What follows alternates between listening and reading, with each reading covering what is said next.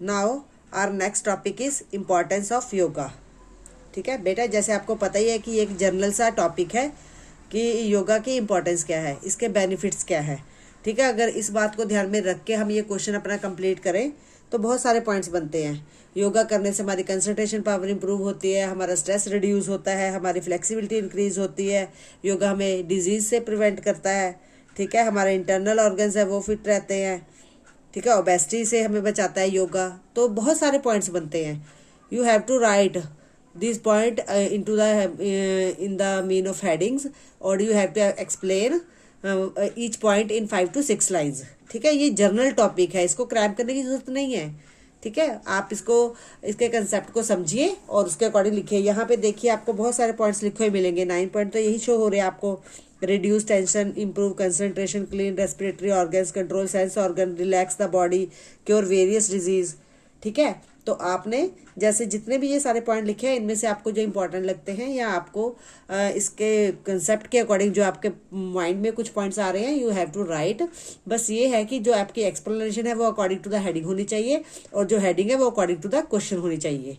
ठीक है, मैच करनी चाहिए, तो वो कंसिडर किया जाएगा। जगह अगर आपको ये importance of yoga question exam में आता है तो आपने पहले योगा का मीनिंग बताना है 2-3 लाइन्स में, उसके बाद इंपॉर्टेंस के पॉइंट्स लिखने हैं और लास्ट में उसको कंक्लूड करना है। Then it will be consider for the 5 marks. Now next topic is asan as a preventive measures, यानी कि आसन के बारे में बताया गया है इस टॉपिक में। ठीक है, कि आसन क्या होते हैं, आसन कितने टाइप्स के होते हैं और उसके बाद आसन के बेनिफिट्स। ठीक है, सबसे पहले आसन क्या होता है।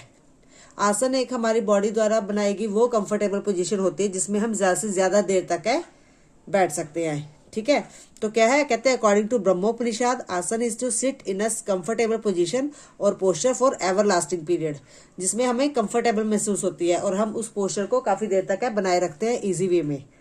ठीक है, उसके बाद आता है कि आपके क्लासिफिकेशन, यानी कि आसन को कितने टाइप्स में डिवाइड किया जा सकता है।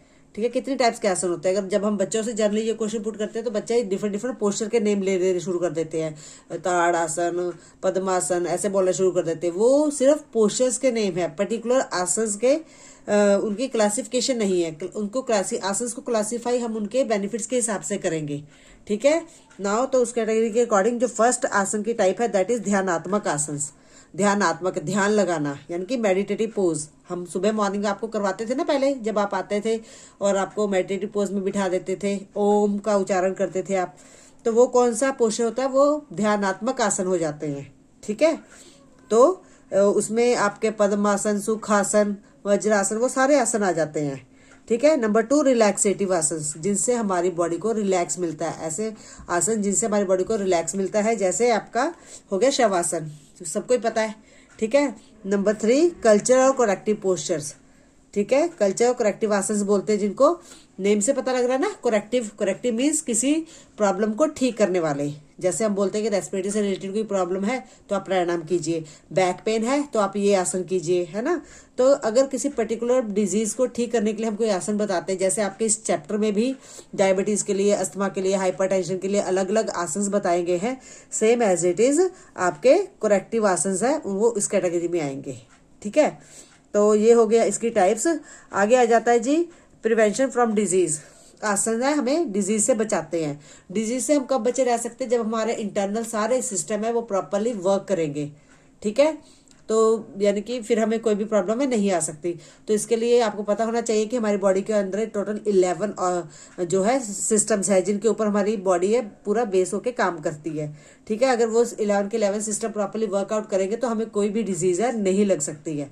ठीक है, तो इसके लिए हम क्या बोलेंगे कि जब हम आसन करते हैं तो आसन हमें क्या फायदा पहुंचाते हैं, क्या बेनिफिट्स देते हैं।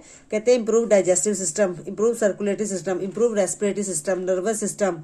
ठीक है, फिर कहते हैं कि मस्कुलर सिस्टम के बारे में बोला है, फिर इन्होंने आपको नर्वस सिस्टम के बारे में बताया। अगर देखा जाए तो सारे सिस्टम्स के बारे में ही इन्होंने आपको बताया है।